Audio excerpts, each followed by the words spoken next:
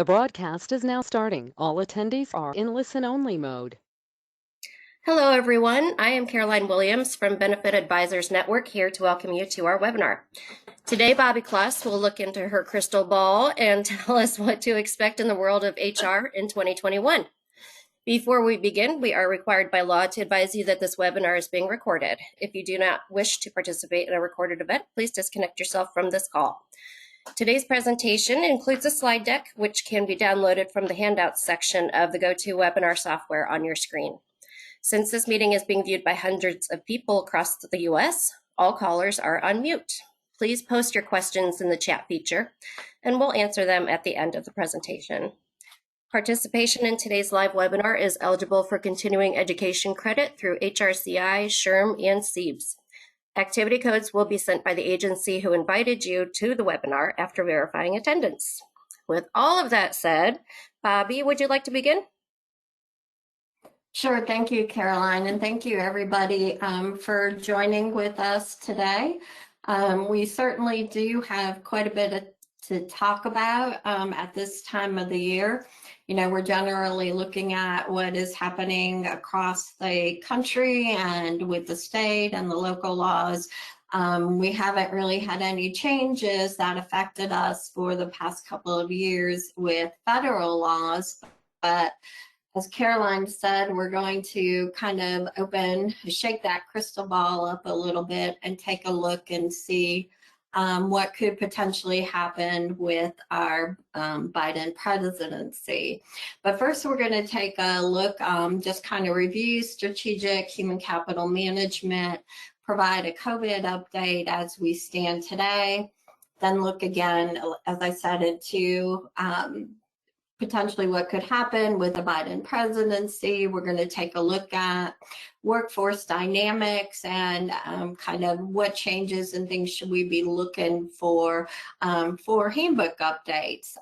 Hopefully everybody is geared up and prepared to do any updates to their handbook, but at least do a general audit of it as they should be once a year.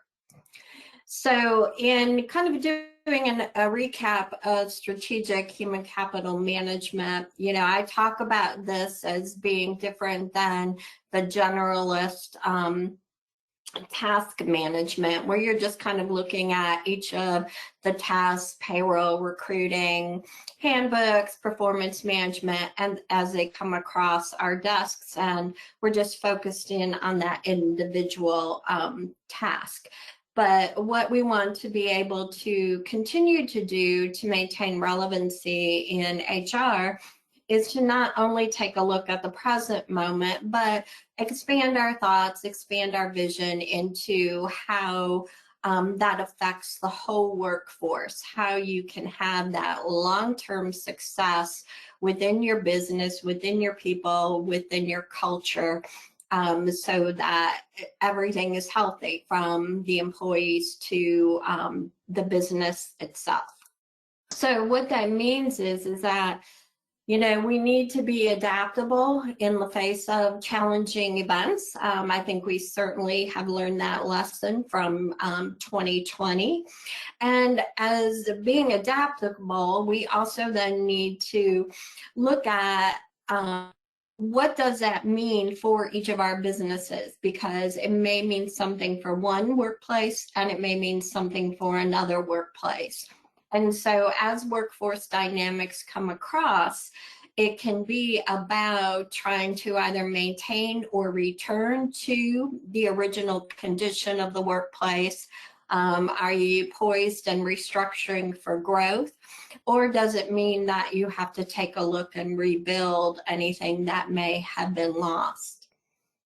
So when we talk about workforce dynamics, what are we actually talking about? And again, 2020 has definitely given us many opportunities to provide, unfortunately, examples of workforce dynamics. So these are those outside influences that can come along and significantly, and I put an emphasis on significantly, disrupt the business.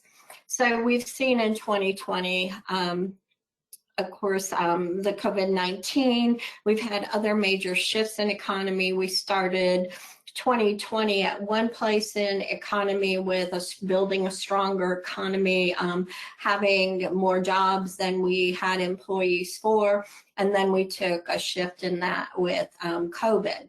We also have had natural disasters hitting us from coast to coast with regards to, hurricanes, fires, protests. We've had strikes and protests across our country, whether they be politically motivated or they have been racially motivated.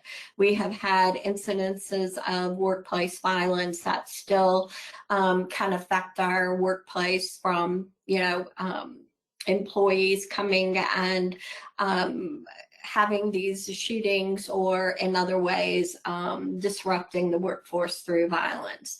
So we have those effects of 2020 that are going to actually carry over, of course, into 2021, where we have the change in our administration. We have new state, local laws that may have passed that you need to, as always, be cognizant of and adapt your policies and processes through that. So what we find is that these workforce dynamics can really help us to, as human resource professionals, redefine our goals, establish our relevancy within the workplace. And we kind of do that through being able to come to the table and based upon how our activities look, and the ability to deploy capital, we have to push that out to all areas of human capital management. So whether it be in the general day-to-day planning and execution, in our pension, our health and welfare, in our ability to manage efficiencies through technology, and in compliance and regulatory issues that come up, whether they be through EEOC, Department of Labor, the IRS. So we get hit on all sides of it: pension, employee benefits, HR administration. So we need to be able to look at, being able to kind of juggle that ability to deploy the capital that we have available to us in those areas. So whether I'm talking to you as the HR professional or the CFO or the CEO, it all does become about, with the minimum amounts that we have, where do we best manage and deploy that? So we're taking a look at service issues, expense management, the ability to mitigate our risk, as well as all towards increasing productivity and employee engagement. And we believe here that it's all about leading to health.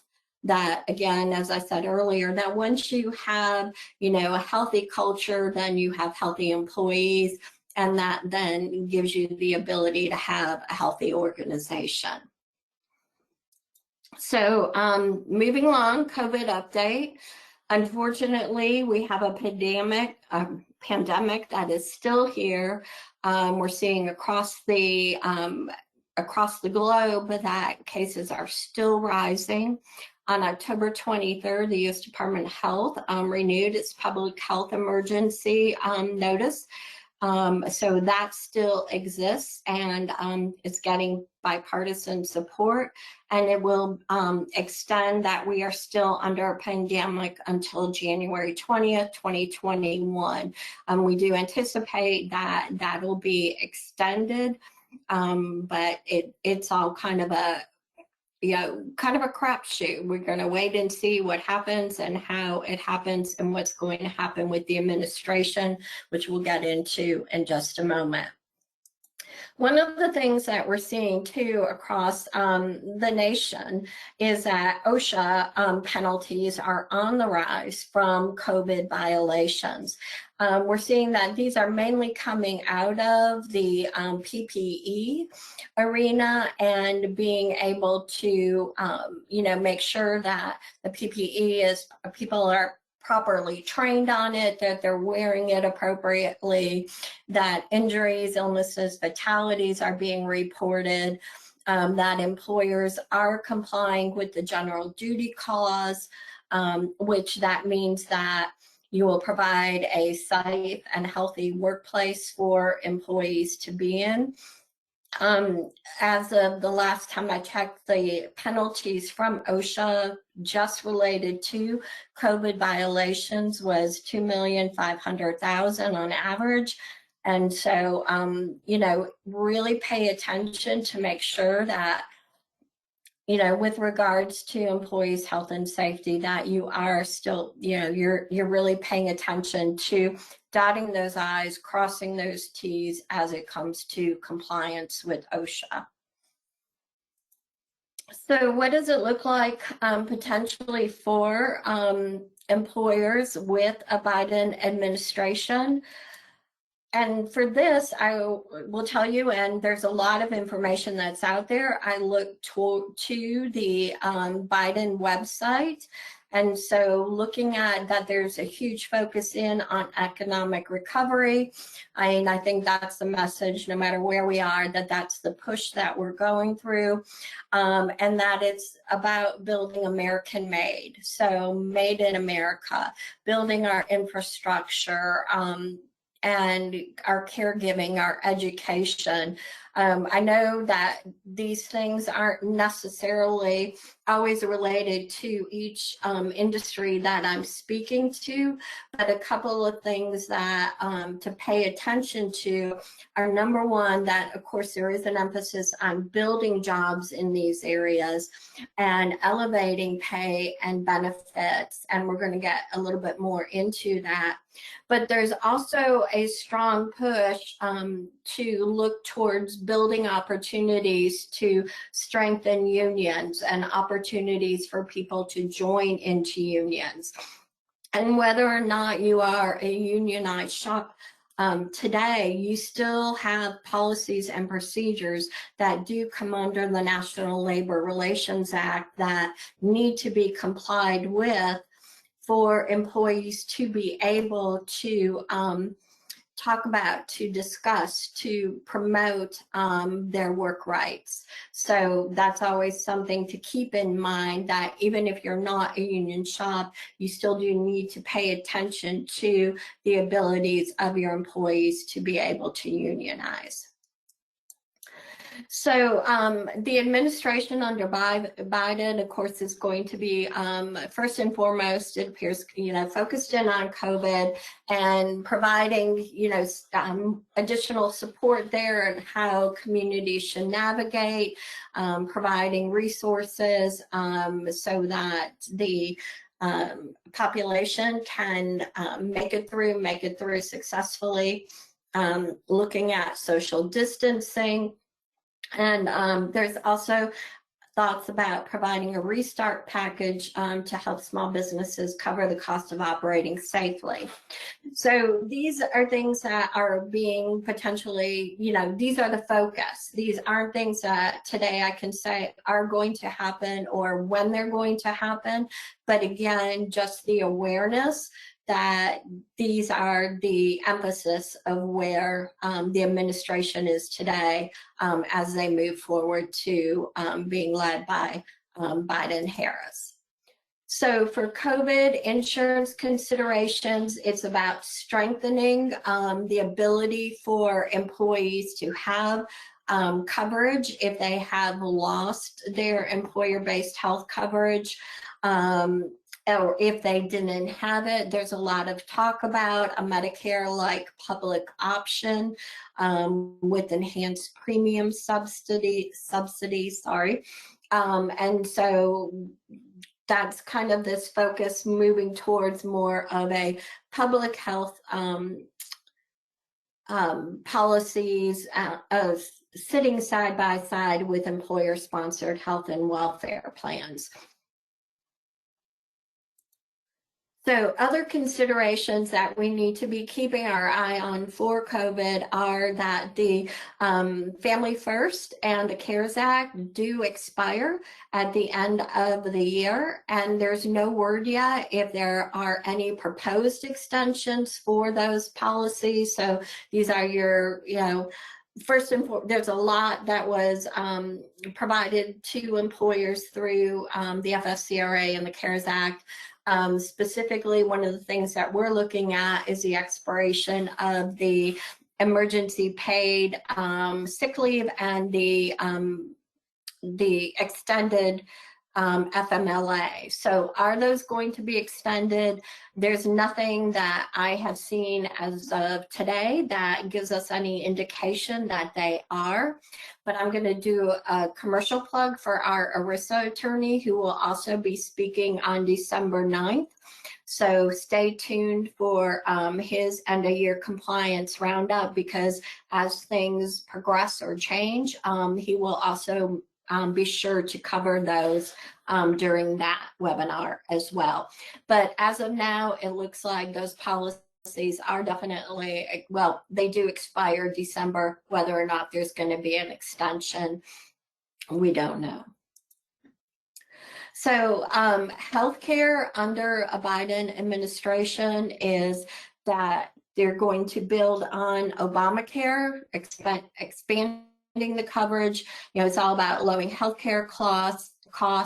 As I said, they're looking at public health insurance options, a Medicare-like program to run alongside employer-sponsored. In changing even Medicare, they are proposing looking at an enrollment at age 60 instead of 65 with no copay. They have a strong message about controlling pharmacy costs, including value of tax credits to lower premiums. I think, you know, if you want to kind of dig down deeper into what each of all of these mean, and I don't want to put a lot of hypotheticals out there, but I would really encourage you to go into the Biden website, where you can see his full proposal. But again, these are the highlights of what employers could potentially expect. And then the Equality Act is about expanding access to high quality health care for the LGBTQ community. So there's a lot of emphasis on diversity too, which we'll get into. As wage and hour is affected, they are, of course, there's been a push for numerous years looking to move towards $15 per hour for minimum wage. That looks like it'll be back on the table again, as well as increasing who is eligible. So tipped employees, domestic workers, farm workers, those have typically been outside of the minimum wage requirements, but it looks like there's going to be proposals there to include those in there. And then as they do expand on the minimum wage, they will link that to the median wage growth. There's going to be an emphasis, it appears, on looking at the employee classifications. So who is an employee, who is an independent contractor, are employees being properly claimed exempt versus non-exempt, and looking at those classifications, especially in those kind of mid-management level roles, that really always seems to be a high area of non-compliance for employers. And the emphasis with this administration looks really to be on that compliance area. And then especially as it comes to the misclassification of independent contractors. They say they're going to aggressively pursue with significant penalties. There's some look at kind of mirroring California's ABC test as it relates to classifying independent contractors. And in looking at it, and I put a link there for you all to be able to access it, it really is about, again, the direction and control. Who has it?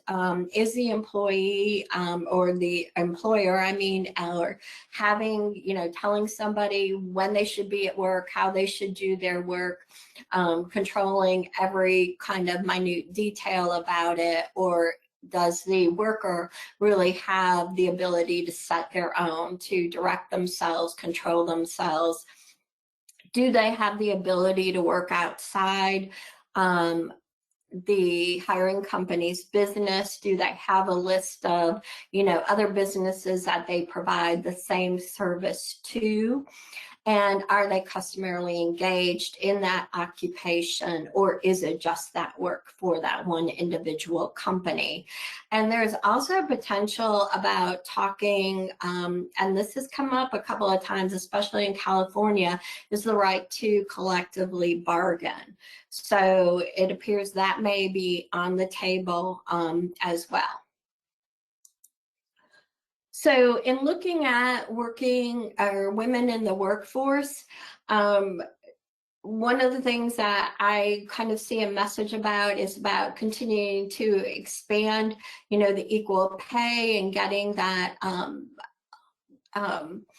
the equal pay for the same work. So currently there is HR 7 out there, which is the Paycheck Fairness Act.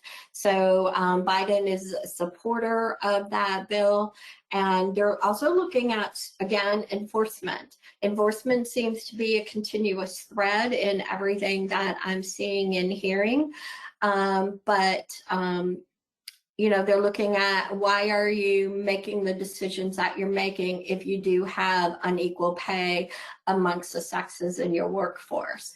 So we've seen a lot also about banning salary history from being asked to, or during an interview process, or being used to establish wages that are given out to new employees. And the rationale behind banning it has always been that, there has been a history of women being paid lower wages. Also, there are people, women who have gone in and out of the workforce, and in doing so, their compensation may not always go up because of that. So there looks to be more of a nationwide policy to ban asking for salary history, and then really forcing employers to look at what are the competitive wages that are being set out there, and not to just, and I use this term kind of loosely, but hypothetically setting wages just based upon the people that come in the door. So really looking at doing your wage benchmarking and establishing wages that are consistent across your geographic area, and relevant for the position that's being hired. And then again, here's that union message. So making it easier for women to join unions. And then as it goes to discrimination and harassment, we think that we have our EEO policies well established, and that harassment doesn't no longer exist, but it definitely does. And so there's a movement right now, HR 2148, the Be Heard in the Workplace Act, that Biden does currently support. And so there's going to be that push to really strengthen the EEOC in those areas of workplace discrimination. We have talked time and time again about paid leave and childcare. The Biden administration is supportive of a paid family medical leave. So having a universal 12 weeks of paid leave. Today, this is really left to the states to determine. And so very confusing for employers to, especially if you're working in multiple states, of being able to determine what laws do you follow. I know we run into situations where not only do you have to look at your state law, you have to look at your local law, you have to look if you're a government employer. So it really can be confusing. Personally, I think that, this would give employers an opportunity, hopefully, to just have one law that they're going to be able to have to take a look at, and not be dictated by the states every which way. But that's also a bigger question. And then they're looking to also provide tax credit. So for some of those larger employers who are wanting to build childcare facilities, giving some tax credits out for that to 1/2 of the first million. I thought this was important to point out because of the issues that we see with regards to workers, parenting workers. I mean, COVID has really set back and made us to have to take a look at how parents are able to balance work and, childcare or work and school. And so I thought this was important to take note that there's this movement potentially about, giving employers this tax credit to hopefully help them again manage the workplace and how the ability of their employees to be present. Unionizing, I mentioned that earlier, and it's about protecting the right to organize, known as the PRO Act. Really strengthening the National Labor Relations Board, really putting an emphasis on penalties and for employers, to the extent that, they're talking about the potential of holding corporate executives personally accountable for violation of these labor laws. And again, even if you're today not a union employee, it's about looking at your policies and the procedures that support these rights to organize. A really good example that I still see today in policies is that an employer will tell employees you cannot talk about your wages. And that is no longer the case. Employees can discuss their wages because it does potentially give them this opportunity to come together and promote, equal wages, or, giving them that ability to organize around those health and welfare benefits, things like that.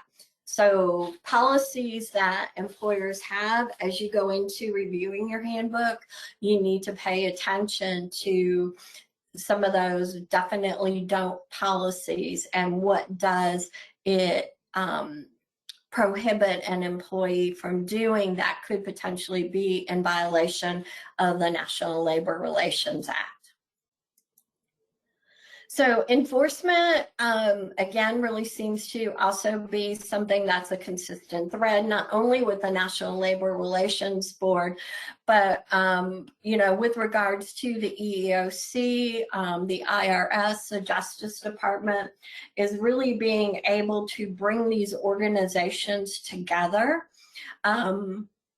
so that when one comes knocking on your door, say, for example, the EEOC to do a discrimination complaint, they do have what are called memorandums of understanding with, today they hold them with attorney generals of each state, but they're also looking at expanding these out so that when the EEOC comes in, if they see something that could be in violation of ERISA, they may call in the Department of Labor.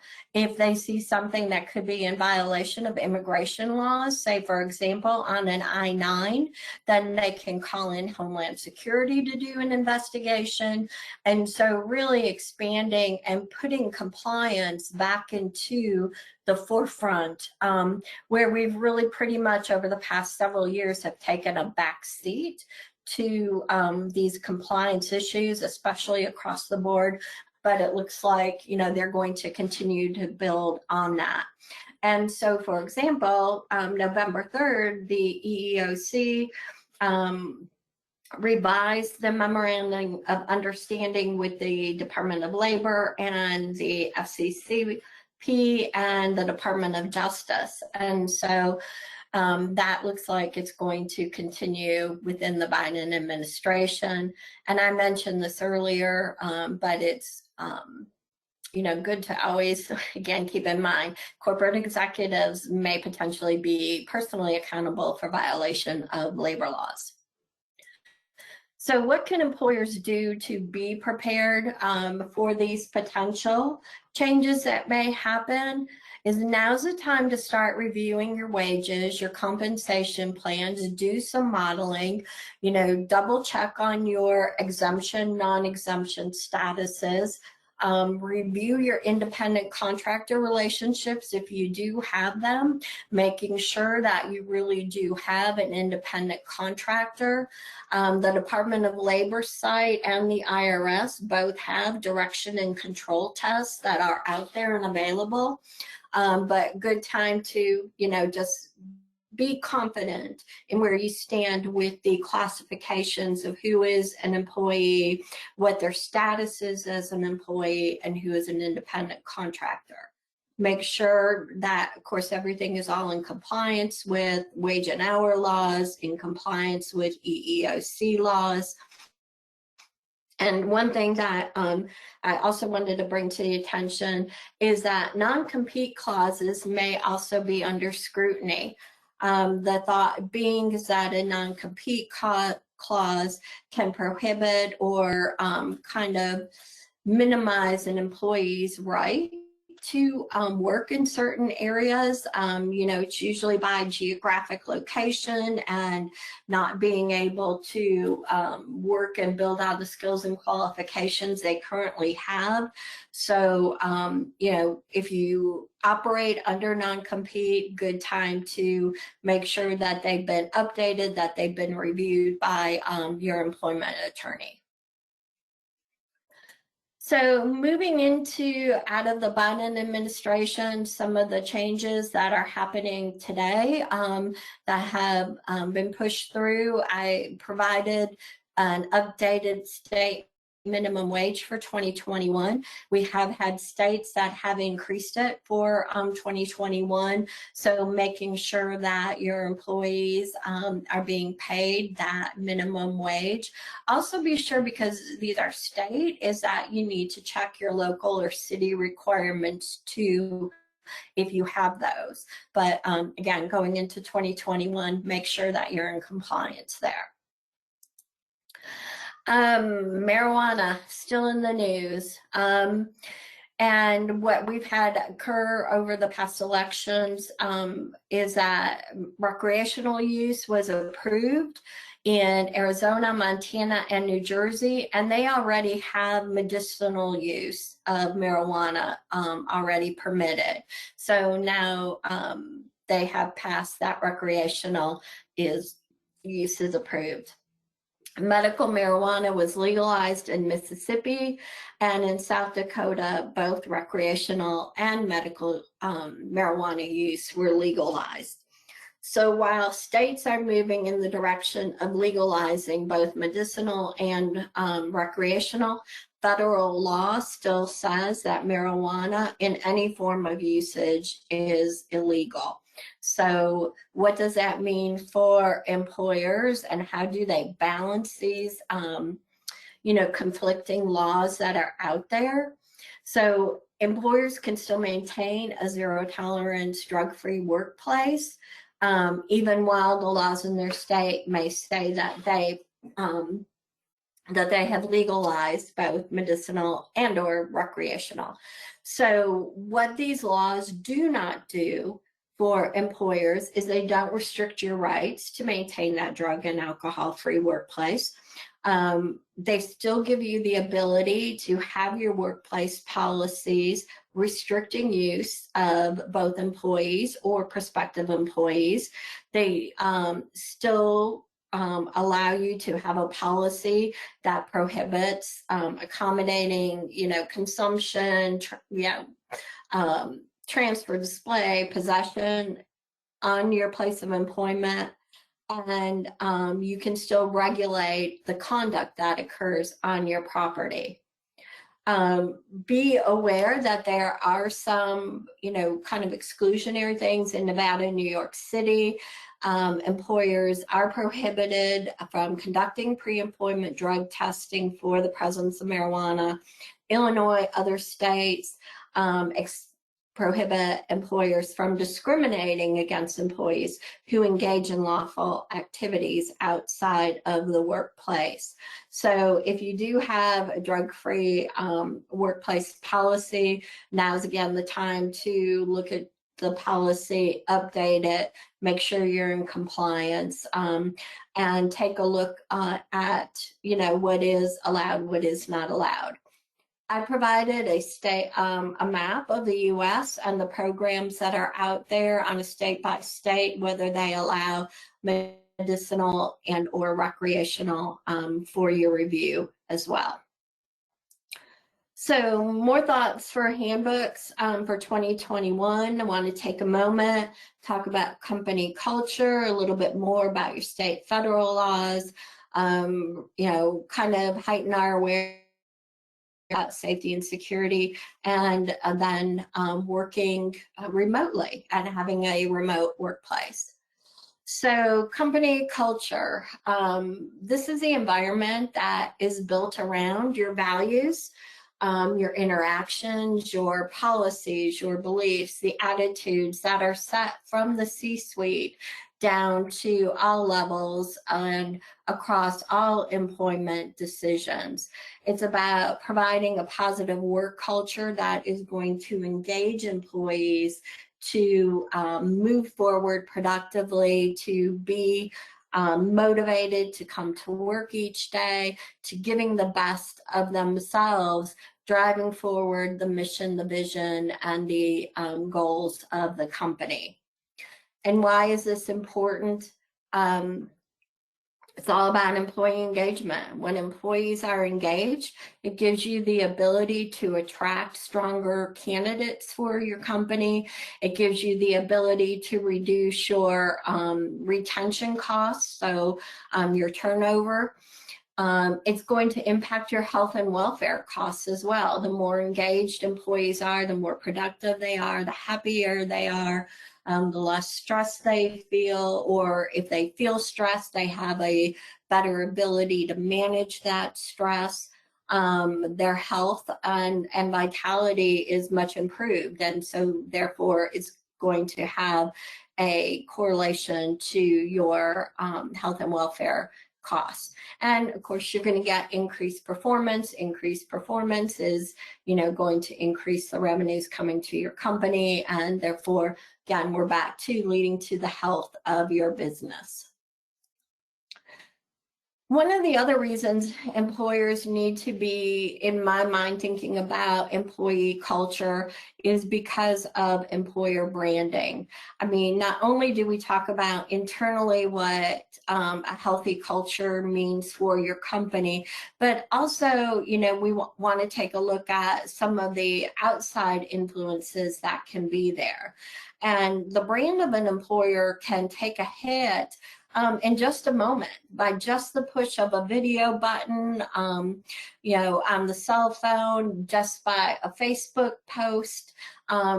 Your company's brand can either be publicly displayed in the positive or alternatively in the negative. And in the negative, it can damage your reputation and your revenue through loss of customers. Your turnover rate gets higher. You have those, you know, it's just the opposite of what happens when you have engaged employees. You know, your turnover rates are going to go up. Your medical claims are going to go up. You also could have potential workers' comp injuries because your employees are not present mindfully in and being aware and safe in what they're doing. And then it also gives you the inability to recruit qualified candidates. You know, when I talk about employer branding and getting that message out there, I a lot of times will relate it to, I as an employee, if I'm having a bad day at work, I go home and I may talk to, you know, my family about it. I'm going to, you know, either brag about what a good day I had and what the, you know, how I was able to, you know, bring the best of myself, or I'm going to talk about, you know, the supervisor who just drove me crazy, or, you know, now I've got to cover for somebody else who just quit the company and I've already got a high, you know, I've got a pretty full day. So those are the kinds of things that I take back out of working, and that goes into the community.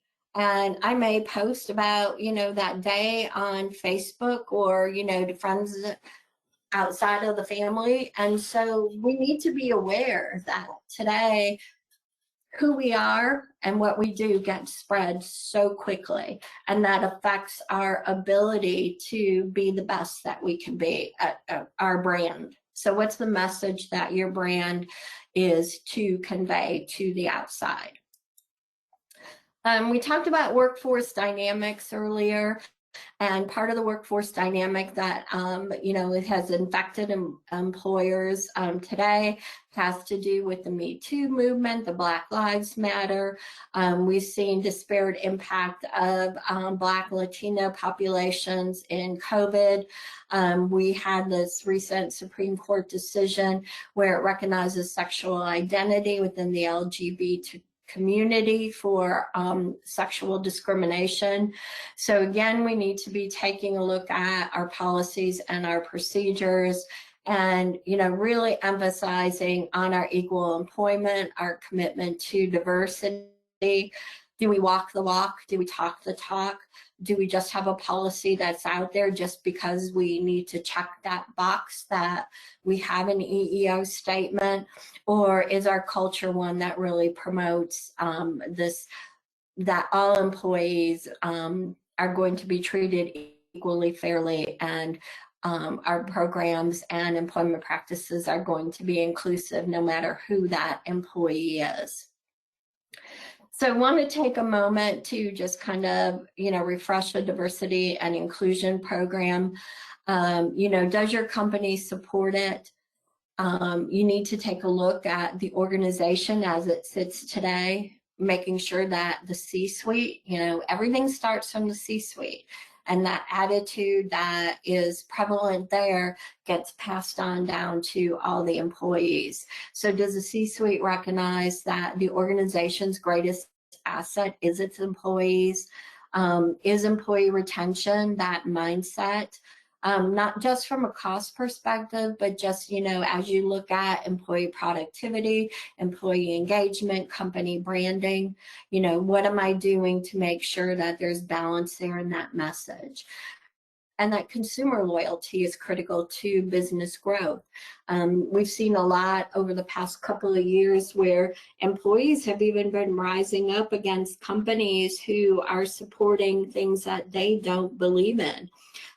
Climate change is a big one. I think it was Facebook went through a lot of scrutiny publicly because of some steps that they had taken to, my mind is going, I don't think it was Facebook, I apologize, I think it was Amazon.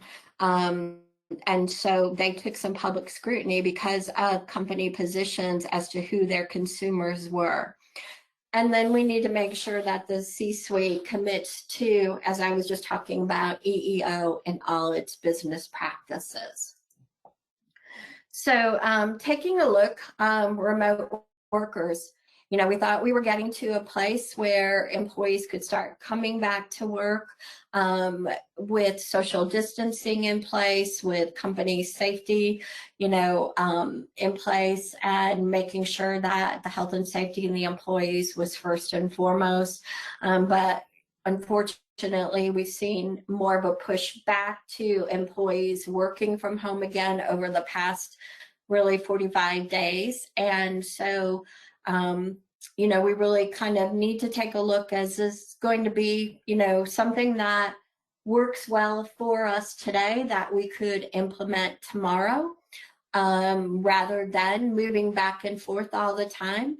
So let's take a look at some of the benefits to a remote work culture. We find that we can have a better talent pool because of the fact that we can go outside of geographic location to get qualified candidates. Definitely a cost savings, office space, utilities.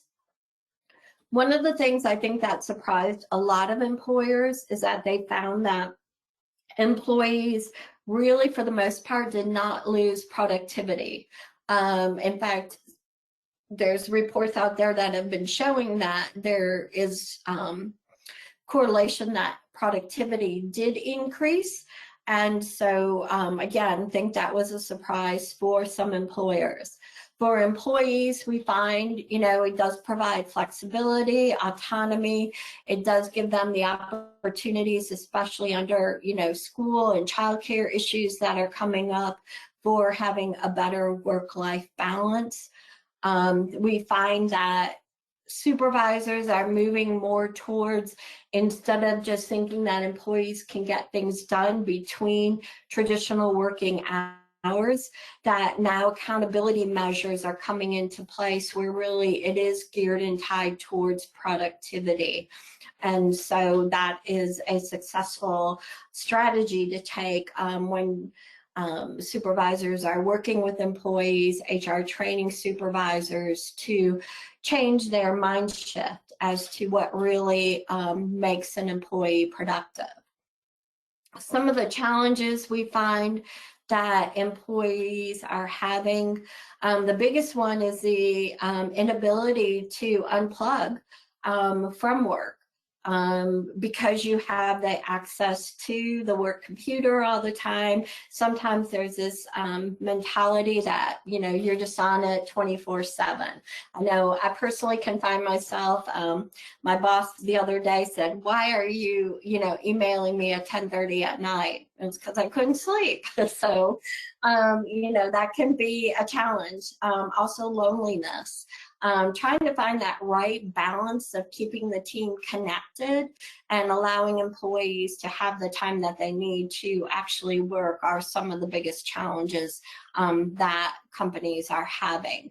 Collaborations, just that whole team environment, and being able to, have that continuity in the business that are there.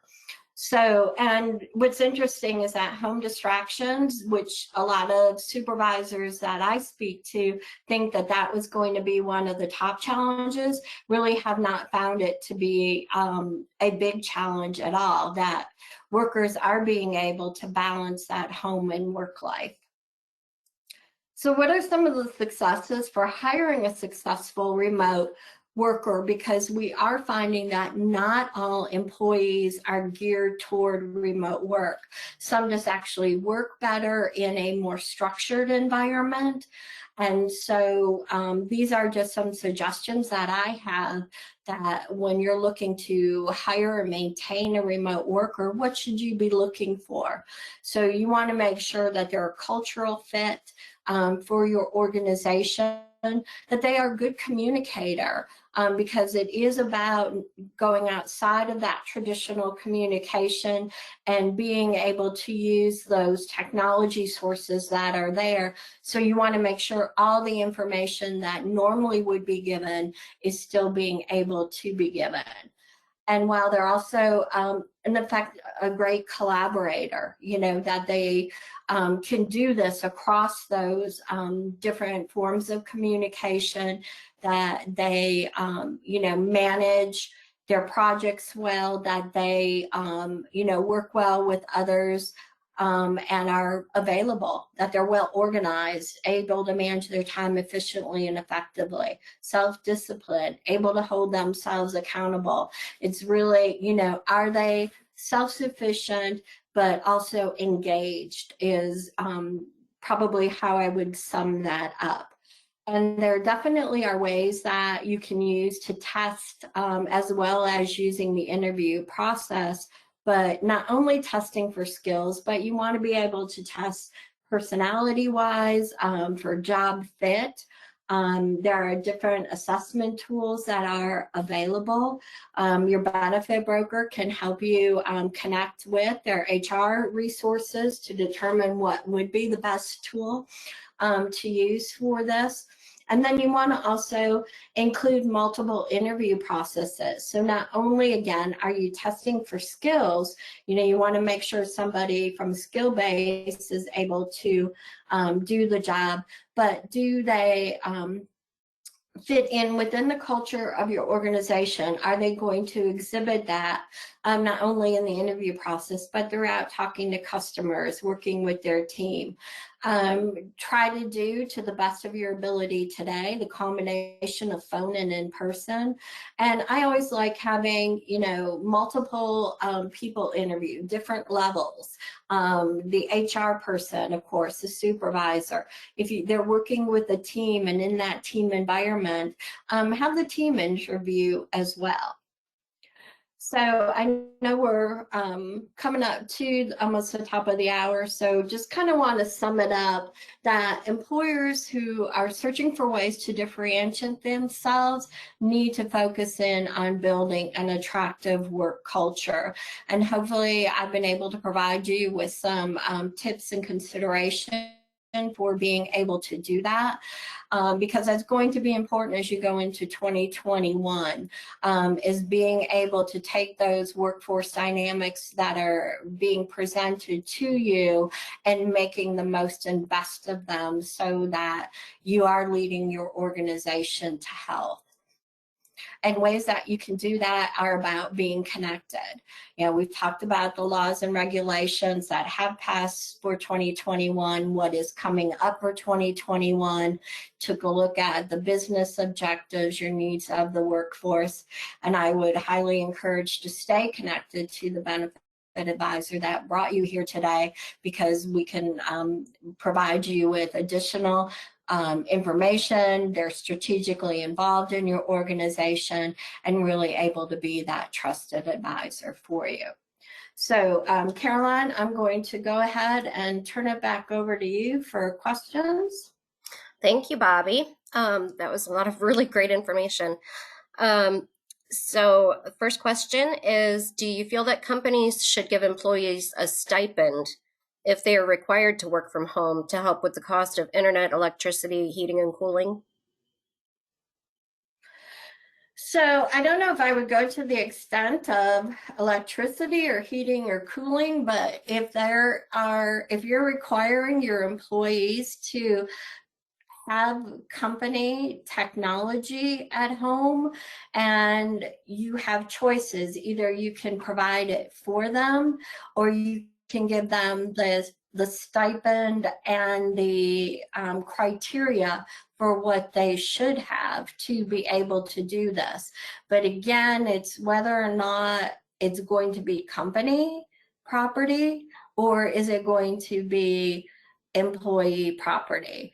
Things like heating, cooling, electricity, those are things to me that need to be maintained anyway. And I don't necessarily see those in stipends. But if you think it's something creative that would benefit, employers can do that. But realize you do for one, you do for all.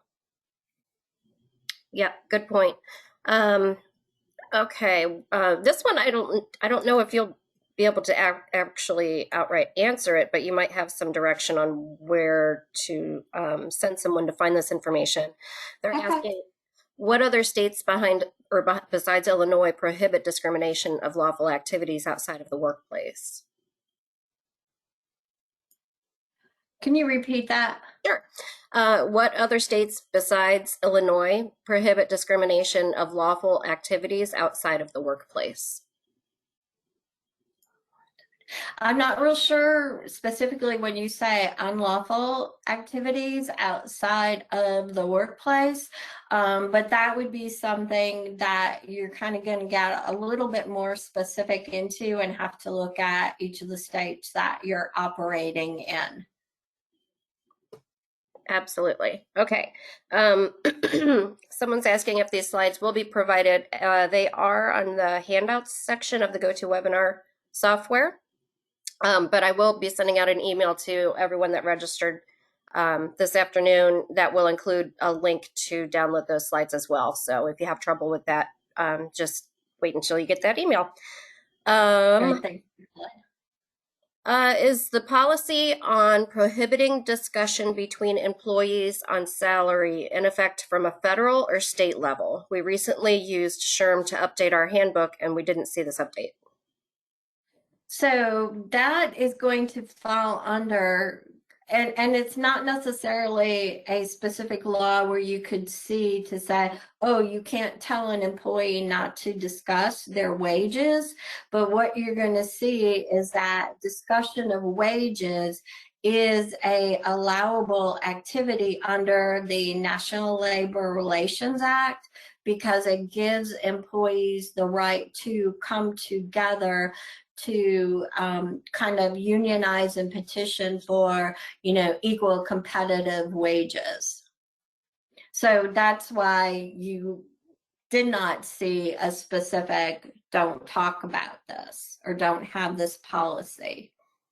Okay. So, which, I mean, that brings up a really good point, is that when you're using, kind of resources such as SHRM or Think HR or HR 360 or, any other template of a handbook that gives you very limited information, and you really have to take a look at the nuances that are there and kind of sometimes those wordings under the laws themselves.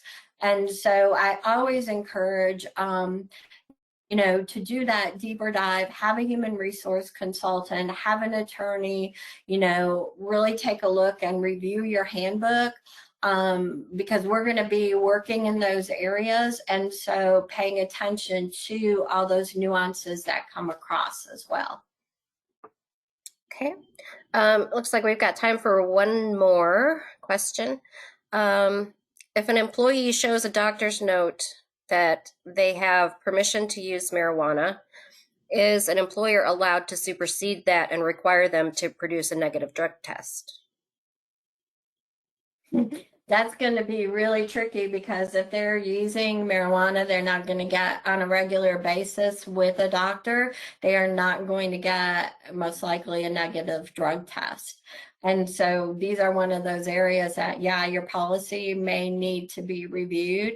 There are some opinions out there that removing marijuana from your drug testing criteria is a suggestion.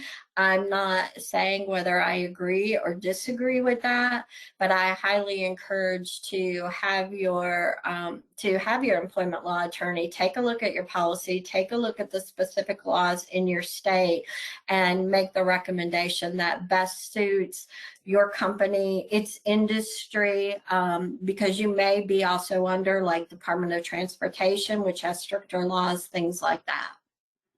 Yep. Okay. That's great. Thank you, Bobby. This was really a great presentation. So much information has been given out here. So we really appreciate you being here today. Thank you, everybody, for attending. As I said, I will send out an email this afternoon that'll include a link to the handouts as well as a link to the recording.